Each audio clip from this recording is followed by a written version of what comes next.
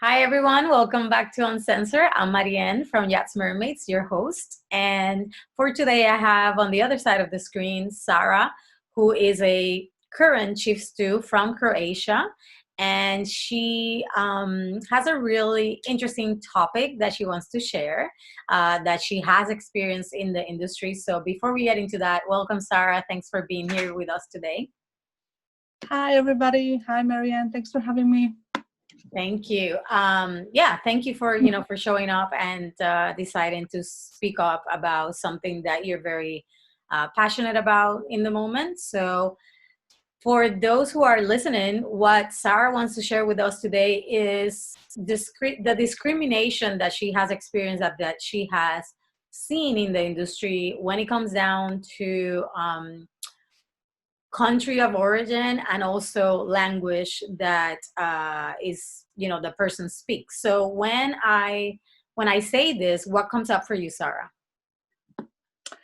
Yeah, well, I experienced it myself several times, especially when you're job hunting, as I am at the moment, because I wasn't able to join my boat because of the whole coronavirus and everything, unfortunately. So it's been quite tough in general because of the whole situation. But lately, I have been seeing so many of these job posts where you have to be an English native speaker, especially from this one agency that I'm not going to be dropping names or anything, of course. People work because they need to. I don't know, they deal with these type of boats and management companies that require this type of chief stew or crew. They don't usually it doesn't usually apply to maybe some junior positions or maybe deck crew, but specifically like chief stew or heads of department, they tend to always lean on that side. Girl has to be from either England or Australia or something like that. It doesn't matter if your English is fluent, like I think mine is also like written. It's about like where you're born and where your passport is from, I guess. Because as soon as they see my name, my last name, they're not interested in how well I speak or I don't. My CV is immediately going to be pushed on the side because I don't fit the profile, you know. So that, I mean, I feel strongly about it because I know I have been affected in many of these job opportunities. And I'm not saying that I'm a great fit for all of these job posts or roles that I had wanted to apply or try to apply for. I'm just saying, like, I don't know why this seems to be such a big deal lately. Maybe these I know sometimes owners have preferences, but I have learned through experience, and I'm in touch with a lot of people also on Instagram. I know a lot of yachties, a lot of girls that have been through the same situation that I have been, and it's like in 80% of the case, the preference of the captain. So from one reason or another, these captains don't want to have crew from, I don't know, Eastern Europe or Latin America or Spanish girls or something like that. Maybe they had some bad experience. I know some of these people don't speak English like perfectly, or maybe that's the problem. I'm not sure. But I just don't like the fact that we are all being put in the same basket. Like just not being able to, be put forward for a position just because I'm from a certain country. I think we should all have the same opportunity and the same, chance to promote ourselves, to, prove ourselves to the employer, to the captain, or whoever we're dealing with, and just have the same chance as the other girl that comes from England or wherever she is. Not saying that we're better or they're better, just have equal chance to get that job. Because we're also, I'm also capable of landing that type of position, maybe, but I'm just not giving the opportunity. I'm just speaking from my point of view, but I know that a lot of girls, I have spoken to a lot of girls that have been in the same situation as I have. So, and I also had an interesting conversation with an agent recently. She's based in Fort Lauderdale. She works with an agency that's well known. She's a lovely, lovely girl, and we've been in touch a lot lately. But she told me, like, I definitely think that your CV needs to look way better. You have to work way harder, in my opinion, because you are discriminated. I've been told this by an agent, recruitment agent. So Okay. she's And I understand your situation, and I was like, oh my god, this is the first time that somebody has like openly, said that to me, something that I have known but never addressed it, She's like, right. yeah, I know it happens all the time. I always have to work as double and prove to the captain or the management company that this girl is right for the position in order for me to put her forward, just because she's like, I don't know, maybe from uh, Brazil, or like you from Croatia or some other country. And I don't think this is a good thing, to be honest, because we're all in this. I know this is like an industry that's kind of like English, English-based people, and I'm okay with that. I don't have anything against anybody, but I'm just like, let's give an opportunity to everybody, to prove themselves and to land a job. So thanks for sharing. What's coming up for me is I think you've been in the industry for quite a while, and you said that you are recently kind of seeing this happen more often. So was it an issue when you joined the yachting industry, or is this something that you have been just exposed to recently? Well, I don't know. I'm sure that this was a problem and an issue, like even before I joined yachting. I'm sure of it. I mean, nobody needs to tell me that, but I guess I haven't really noticed it, or haven't, felt it on my own skin, because I was fortunate enough to land my first job through, just knowing the right people, as well as the second job, and I stayed on my second boat for 4 years. So it's when I left that boat and started to deal with agents and recruitment agencies, and just, you know, kind of dived into that whole Facebook world and Instagram world with all these jobs and popping left, right, and center, that I've seen that this is a real thing. Like, people, they are more privileged than I am, for sure, or somebody that's not English, and you know what I mean. That I've seen it many times. I'm in this group with other chief stews. It's a WhatsApp group that my close friend, kind of like, she's the brain behind the whole operation, but I kind of assist her. And there's like more than 70 of us chief stews in one WhatsApp group, and it's quite nice. It's quite positive environment. We share advice and tips, and there's a lot of chief stews that are just took on their first chief stew roles and just need a bit of guidance, and it's a positive space. And there was a girl that sent a message into the group saying how they need a sous chef and a laundry stew on her boat. If we like asking if we knew somebody that is available and close to her boat, like located closely and whatever. And yeah, we like kind of like chimed in, said we don't know, we know, whatever. And then she said, oh, but they need to be English native speakers. And that's when I came into the conversation. I was like, well, why is that? Like, who's deciding on this? Like, why? And she's like, well, we are, to be honest, quite a mixed crew, but the chef wants his sous chef to be an English native speaker because he's from, I don't know where, she didn't say. But I said, but why does your laundry stew need to be English native speaker?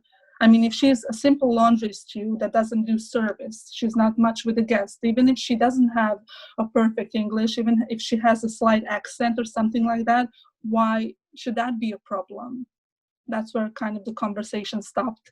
Never found the like never got an answer to that.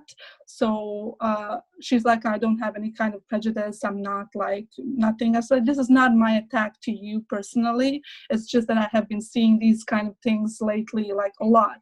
So I might even understand why they need a chief stew to be English native speaker, because she's the one that's always with the guests, and like the way she behaves and the way she talks and everything needs to be on a certain level.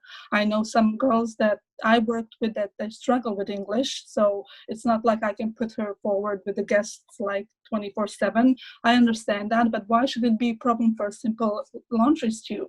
So I know a lot of girls out there that are looking for jobs that are not English native speakers, that are more than capable of like fulfilling the role you need, but they're not going to be considered because they're not English native speaker.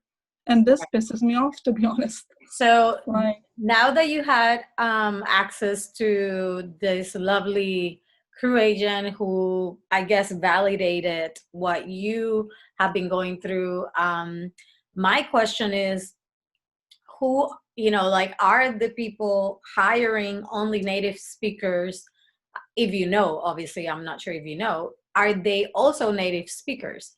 Or are these like, let's say non-native speakers, captains who are actually looking for native speakers? Does that even has a play in that? oh, definitely has. Every single boat that is leaning towards this all English native speaking crew is a captain that's English native speaker. I have never been on a boat with a Spanish captain, Italian captain, or I don't know, Croatian captain that's only leaning for English speaking crew. I have never met that kind of captain or have heard of that kind of boat.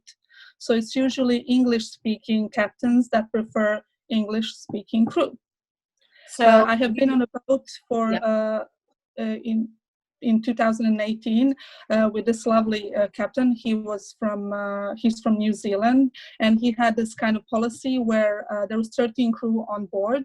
He had this policy where he said that he doesn't want more than two crew members from the same country.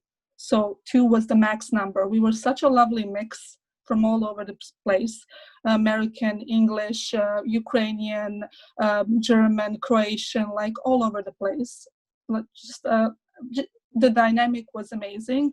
And then he left the boat. I also left the boat like at the same time, more or less. And another captain joined. He's English, and now the whole crew, besides the chief engineer and the chief officer, that I think that he can't even get rid of them if he wanted to be honest, because they've been there longer than he is, and the owner likes them. The whole crew is changed, and they're all now English native speakers. And I know that for a fact because I know crew that stayed on the boat a bit longer than I did, and told me that he's slowly eliminating all of them and just bringing his own people that are English native speakers. And this is what I'm talking about. So it's just confusing for me. I don't know if these people had all these bad experiences with other nationalities, or is this like a trend, or I don't know what's going on, to be honest. Well, I mean, my question to you is, because you just talked about the fact that this New Zealand captain had this rule, right, which means this preference of having not more than two crew members of the same country. And wouldn't also that be seen as discrimination in the eyes of somebody who really wants to get the job, but because there's already two people, I don't know, from England, they're not able to have the opportunity to apply for the job? So, Oh no, I know what you isn't that mean. the same thing that you're talking about? It was just roughly like that, because when we needed to take a second engineer for the rotation, they took a Ukrainian guy. So we had 3 Ukrainian guys at the end on board, and we took another English deckhand. So we basically had 4 people from England. Although the Scottish guy always said he's Scottish, he didn't kind of like wanted to be called English. I think that's kind of their thing. But it wasn't like, oh, we have 2 English people. If we get a good candidate, we're not going to take him.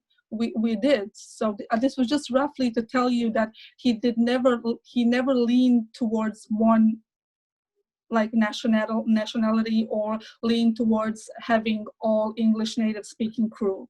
There's just what I was Right. trying to imply. That's what I always ask when I speak with captains, when I have interviews for a position. I like to ask, like, where's the crew from? Is it like a nice mix? Do you have all South African crew? Is it all English crew? Like, what's the situation? Because if I see you have Italian captains that have all Italian crew. I don't like that either. It doesn't matter. Like Croatian captains, they only have Croatian crew. That's also not good. I'm not going to work on that kind of boat if I can choose. You know what I mean? I think I guess diversity is it what comes down to preference, because like you said at the beginning, people have, owners have preferences, captain have preferences. So maybe these jobs that you are looking at is simply just that, like a preference that the head of department, in this case, let's call him a captain, has, if even that is the case, because it may be that another head of department, like the chef in that case that you were talking about, that he chose to have an English native speaker to join him as his sous chef. So I just wonder, is it really discrimination, or are we perceiving it as discrimination when it's really just a preference? Because to be honest with you, I am not a native speaker. And I've been in the industry for 14 years. And my first language is Spanish. And I have never, ever come across, this situation in my own experience where I was discriminated because I was a native English speaker. If I was, definitely wasn't something that I knew about. Maybe they said, no, that person doesn't fit, and then they didn't call me or something like that. But to be honest, that is something that I wouldn't really know, because it wasn't something that it was like in my face kind of thing. And I also wouldn't probably apply for a job that is asking for native speakers, because I am not a native speaker. So so yeah, because I would see it as a reference, as a preference. So I just kind of want to getting a little bit into your brain, and how is this being processed, and why are you perceiving it as a discrimination versus a preference? Yeah, I also don't apply to those kind of jobs. I see them a lot, but obviously, like, I'm not blind, or I don't want to waste my time or their time applying for a job that's asking for English native speaker when I'm not one. It doesn't matter how my English is good or bad, I'm not going to do it, because it just doesn't make any sense. So we're on the same page on that. Preferences, yeah, people can have preferences. I'm just saying that when I see these things pop up all the time, then is it really a preference? Like, how come all these people have these kind of preferences? I have been on a boat with a captain that didn't allow me to hire a South African junior stewardess because he doesn't like South Africans. We didn't have South Africans on board. She was lovely. I know her personally. She was so keen on joining the boat. What I was said at the end was that she wasn't good looking enough, according to the owner. He had some kind of that's another topic. We're not going to open that can of worms, but that's also one of the issues. So she was perfectly, they can do it, if they want a certain type of a girl working for them, they can do it. They're the owners. I'm not going into that. But I don't think that wasn't the real reason why this girl wasn't hired. She was hired because she wasn't hired because she was South African. And that's a fact. We all knew it. And I couldn't say anything about it. I didn't have a voice, or could I influence his decision? So, because yeah. This is not the only captain that I've spoken also recently to a captain about a position on board where he said that the boat is currently doesn't have any interior team. They're looking for a chief stewardess. There's 3 girls in the interior, and I have the liberty to find my own crew, so like interior. So to find my own second stew and junior stew. And but he specifically said that he does not like Ukrainians or Italians. So you can choose from any other nation besides those two. So I'm just saying, like, I'm very, like, obviously you've been very lucky not to notice this or, see it, or it didn't affect you, and that's good. But it's definitely out there, and it's not something that's in my head. I'm not. I understand that there are preferences. I also have preferences. I'm not going to talk about them. I also prefer to work with some people and some people not. I'm not going to put them all in the same basket and be so general, saying that the whole nation is not good just because I had a bad experience with one person. I will give a chance to everybody because we're all different, and there are good and bad people everywhere, in every country, in every nation. It doesn't matter where. But yeah, it's definitely it's out there. It's real. Yeah. So you've been on the other side of the coin, where you have been the one playing the perpetrator, not being able to give the same equal opportunities in that case that you just spoke about to Ukrainians Yep. and Italians. So how, and you were talking about that a lot of the times you feel like you don't have a voice or are able to really influence, a certain outcome. And I just want to know, how come do you feel that you don't have a voice and that you can't influence what's actually happening? Well, it's not a feeling, it's a fact. He said she's not going to be hired because she's not good looking enough. And but you're deciding to she's not going to get stay in that fired job because she's not South African. And I'm like, well, why? And he's like, just because the owner wants it, because the management wants it, because the owner's PA wants it. And how are you going to fight that? Are you going to leave the boat? Well, yes, exactly. So that's my question. If you are on a vessel that is not aligned with your values as a human being, because obviously it's not, it's, as you're talking. So how come you are choosing to stay in a place of non-alignment instead of saying, you know what, I do have a voice and I'm not aligned with this, so I'm going to move out and I'm going to find a vessel where I am aligned with my values? Well, yeah, this was in May of last year, and I left the boat in September after the season. So we already had one boat trip, and I'm not the one to heave the anchor in the middle of a storm. I'm not going to leave them stranded or something like that. I know how hard it is to find a good crew, and I was already like familiar with the boat and everything. I did not know the owner's preferences or the captain's preferences before joining. It's not like they tell you we don't like this kind of nation or we don't like these kind of girls, or etc. But yeah, I did not stay on the boat. They crossed in September, and I said that I won't be crossing with them because it wasn't a good fit for me for those reasons and many others, but they're not important now. So I did not stick with that boat, and I don't support that kind of management, let's say, or running the boat or whatever. And that's why it's so difficult to find something good and decent, because you find a lot of these things when you join the boat. Just like they sell themselves pretty nicely, and they're really good at it. They tell you, all these little stories and unicorns and rainbows. Then you join the boat, and you see that it's really not the way that they, the way they said it. Yeah. So it hits you like a ton of bricks, but it's a reality. But yeah. I agree with you, and I don't like it for sure, because I've experienced it on my skin, and I will definitely not stay with that kind of program for a long time. But I was in the middle of the season, and I also needed to work. It's very hard to find something when things are already started, and it's not seen very well in the CV if you left at that particular moment. I've had that happen as well.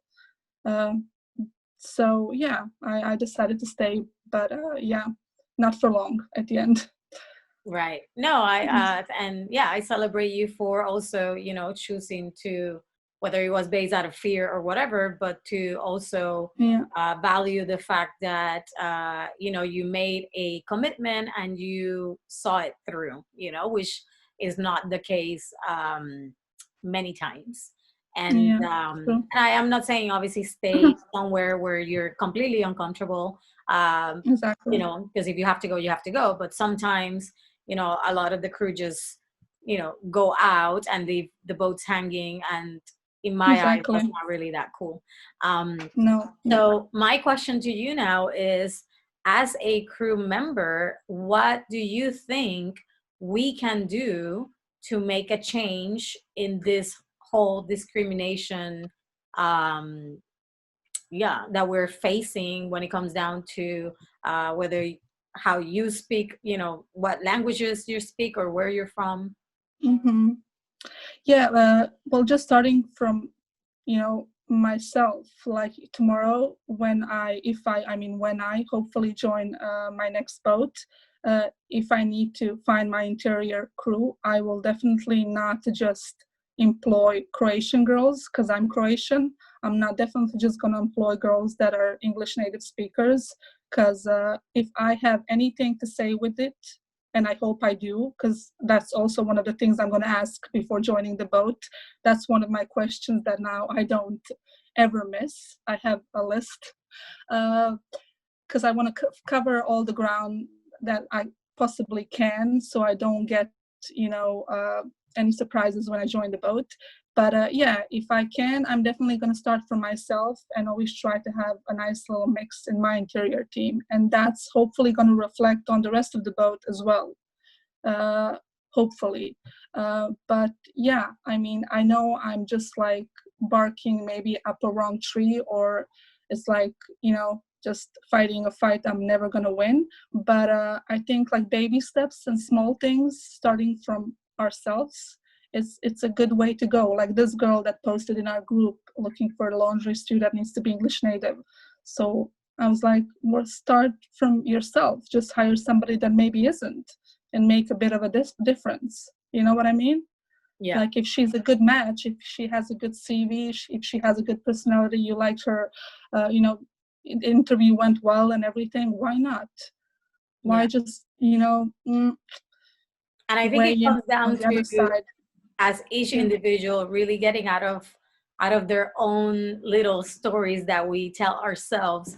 And maybe you had a not so great experience with a certain nationality, but to allow Mm-hmm. yourself to explore that nationality again with new eyes, and not just by the judgment that you set, because of that past Exactly. experience. That's really, I think that's key as individuals, and especially head of departments that are the ones, with the access to recruiting, right, new employees. Exactly. And I want to celebrate you and honor the fact that you are, willing to be that I that definitely am. change, starting with yourself, and also inspiring others to do the same.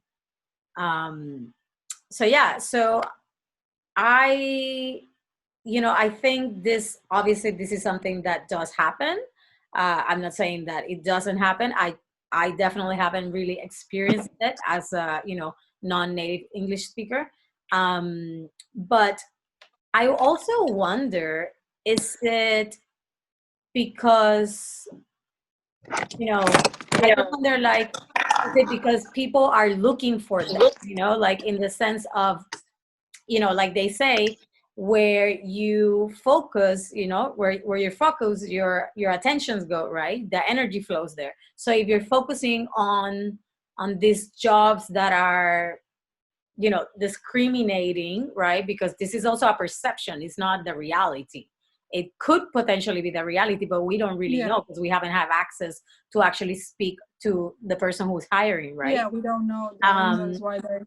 I wonder if, like, for a fact that you are very passionate about this, and all of a sudden you're like, wow, this is happening, and you're focusing so much in it that that's probably why you're seeing more of it. Or do you think that Mhm. because, like, before you weren't focused on it, so you didn't really see it? Yeah, but because like before, like 5 years in a row, I wasn't even basically looking for a job, because I was like mostly on one boat or got a job through somebody else, like acquaintance or something. It was going that way. I was never like browsing through these agencies and job ads and stuff like that. It's lately that I have been, because you go on bigger boats and the process of hiring and everything it's a bit different. Right. The criteria goes up and the whole thing takes more time, and it's different. So yeah, I think, yeah, maybe you are right. Maybe I am focusing more than I should, but yeah.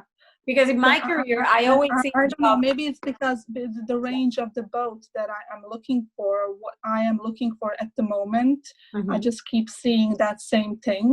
mhm. I don't know. I'm not saying that there are not boats that are taking other, no. There's so many boats out there. We can all get a job. There's place for everybody. Uh, I'm just saying that I know for a fact that I have been, let's say, like, quote, like damaged a few times because of these criteria. For whatever reason these people have them, be preferences or bad experiences or whatever, I don't know. I'm not getting into that. I don't know what's behind and who is behind every job post. So But I do have a yeah. question that's coming up, if I may, because I Hmm. have seen, since I always been in the industry, I have seen that there's preferences for, especially in the med, only French speakers or non-Russian speakers or only Russian speakers. And, if we don't speak those languages, we don't really, we don't really get triggered, right? Because it's like, oh, well, Hmm. I wouldn't apply for that anyway, right? So it's not like a big deal. So I wonder, how, or do you perceive that also as discrimination? Yeah, I mean, there are, yeah, I mean, not much. I haven't seen a lot of like both that are looking for like only French speaking and Italian, but the Russian thing is coming up a lot as well. I mean, that girl that speaks Russian is not only going to speak Russian, she has to speak English as well. So it's like having a second language. I speak a second language. I mean, not just English. I'm fluent in Italian. So I have joined a boat and got a job on a boat because I had this in my CV. Like I have this like third language, let's say, that I can speak fluently. So it was beneficial for me. But we all speak English, don't we? Like we have to speak English to be in this industry. It would be ridiculous if you joined yachting just by being Russian. Like this girl obviously needs to speak English as well. Her CV is in English.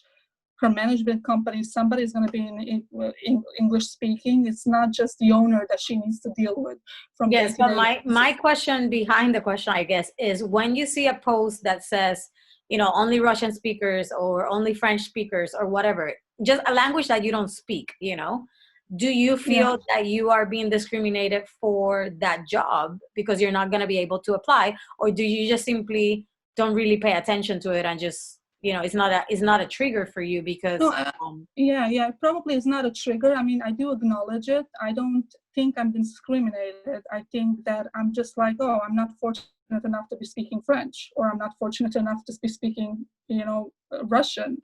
But but wouldn't if that be if the I if same I'm as being when if you I'm see being a post that discriminated says for not native speaker being English? considered for a job just because I'm not English native speaker, so it's you speak English, but you're not from England or from. Do you know what I'm trying to say? Like it's Yeah. not. I don't. Yeah. So my answer would be I don't find that discriminating, or I don't acknowledge it as being discriminating. I just acknowledge it as, yeah, I'm just not the good fit for that job because I don't speak Russian, or I don't speak Italian, or I don't speak French. But why am I not considered for a position just because I'm not English native speaker?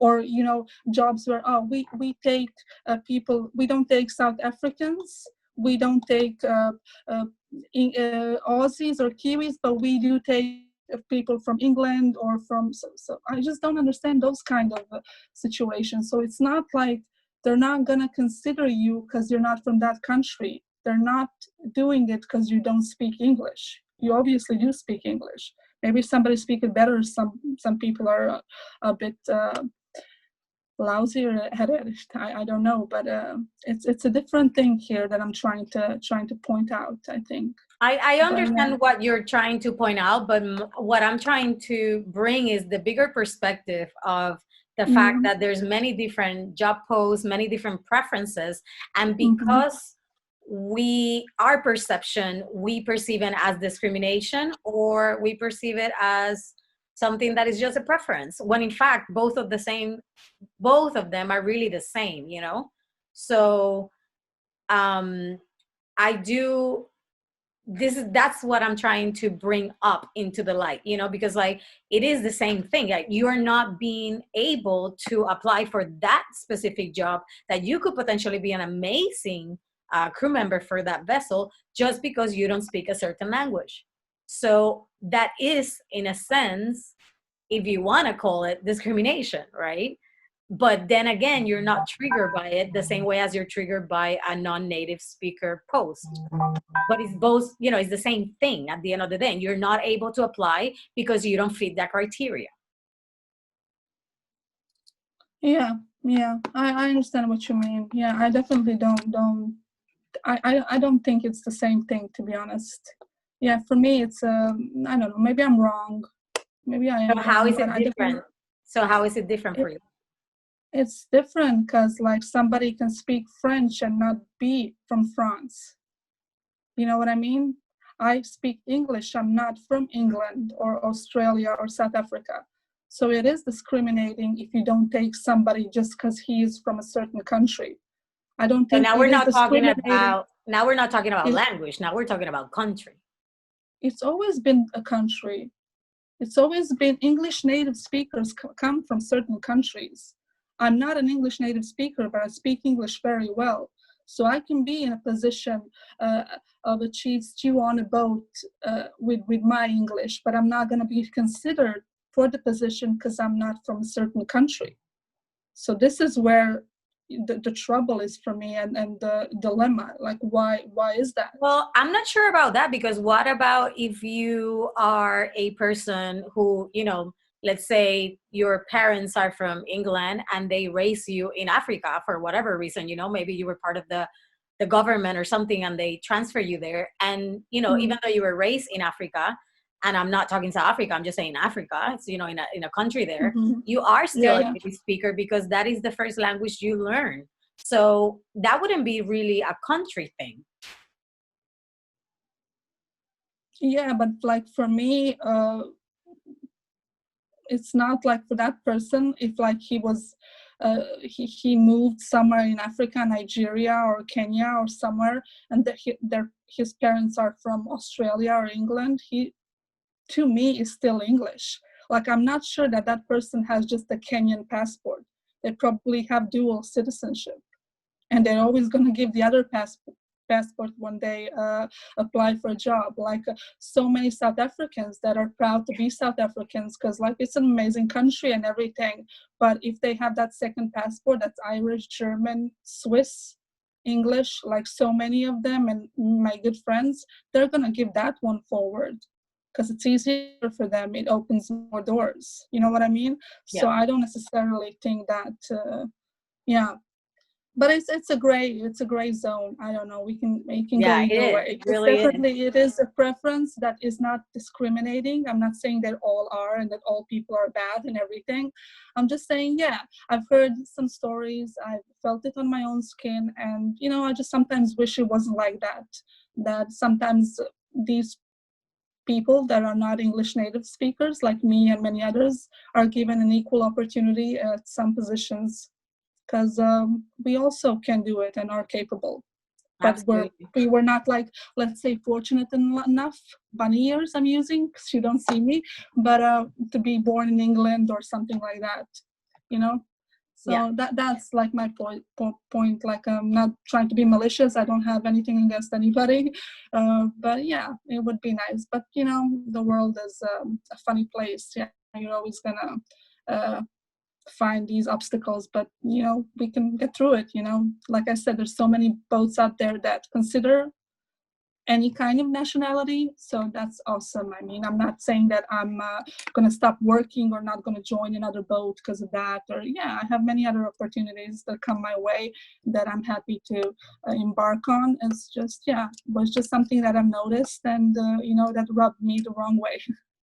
Yeah, and I want to thank you for coming to the show and sharing, your thoughts and your experience, because what I'm taking, and I hope that all the viewers take if they wish, is that one, change starts with yourself. So if you are in that position where you can make a difference and have a more integrative crew dynamic, Exactly. with different countries, then you have that choice that you can choose that. Also, I think I take the fact that we should, as individuals, get out of our own stories, of judgment of what has happened in the past with certain nationalities or crew members, and really allow ourselves to explore that that country through another crew member, because at the end of the day, the person is not the country, the person is just an individual on their own. Exactly. And I also just be more open-minded towards everybody. Exactly. And I also do take the fact that, like you said, this is a very gray area, and it is also very important for people to understand that that what you may be going through may just be your own perception of your own story. It may not literally be discrimination. It could be just a simple preference for whatever reason, And if you really want to know, I think the one thing that was really important that you said was you need to ask the right questions. When we go into interviews, for sure, we listen to the story that they want to say, but we don't really ask the important questions that are important to you. So in this case, this will be an important question that now from experience you're gonna ask. So it's very important as a crew member, when you go to the interview, ask all the questions that you really need to know, that are important, all those things that are truly important for you to know if this is the right vessel, if this is the right crew, if this is the right owner I actually want to work for. I totally agree. Like, that's what I tell to all of the stewardesses also who apply, and then I end up interviewing. Like, if you seem very lethargic, if you don't ask me anything, if you're very I'm happy with anything, it's good, like, it doesn't make me attracted to you. Like, I want you to ask me stuff. And I think the captains are the same. Like, if you're just there sitting like a duck, just not non-responsive, everything's great for you, that's just something fishy there. So ask as many questions as you can. Like, obviously don't be too much, don't exaggerate, but the right kind of questions, the stuff that interests you. And because you will be living with these people, not 24/7. It's hard work, long hours, it's stressful, and you just need to find something that you feel comfortable in, environment that you can thrive in and not be suffocated by anything or need to leave the next day, you know what I mean? So And by the way, guys, I'm glad that this is coming up, because I recently made a whole video about this, of what to ask on an interview. And I made a PDF about it. So you can go to yachtsmermaid.com and sign up and download it for free. It is meant for chief stews, but most of the questions are related to any crew member. It doesn't matter in what area of the vessel you're applying for. So this is a really good guideline just to get your creative juices kicking in, and then you can obviously edit it to your own needs, but at least you have a guideline. So Sarah, or Sarah, I don't know, because this is the Z. Is there anything else that's coming up for you that you want to share before we wrap it up? No, this is basically what I wanted to talk to you about, and I'm just happy that you're very you kind of challenge me to even say more and kind of question some things and make me think, which is amazing. That means that you're a good interviewer. You're not just there sitting and oh, okay, whatever. So it's quite nice, the dynamic conversation. That's something that I'm happy that happened. Yeah. So no, I mean, this is the bone that I wanted to pick on, and yeah, I said what I had to, and I'm glad I did. Yeah. So thank you very much for this opportunity. Thank you for for playing the game with me, because I know that sometimes it may feel like I'm pushing the buttons, but yeah, like you said, No, that's no, part no. of allowing the other person to really dig a little bit deeper into what they're really Exactly. trying to share, and conveying the message, for those who are watching. So thank you so much. I'm very happy that you decided to join me. And Yeah. everybody, please know that there's so many resources out there for you. So in the support directory in the yachtsmermaids.com, you can find help, from all sorts of different things that you could be potentially um, experiencing in yachting. So if you need help, go check it out. And yeah, I just really hope that you take what you need and leave behind what you don't. And if you have something to share, wisdom to pass on, please, and you want to be part of the Uncensored show and have a voice, just apply on the link below. And yeah, and then we shall hopefully see you soon. So thank you, Sarah, again. And that's a wrap. Thank you. Bye, Bye. guys. Until next time.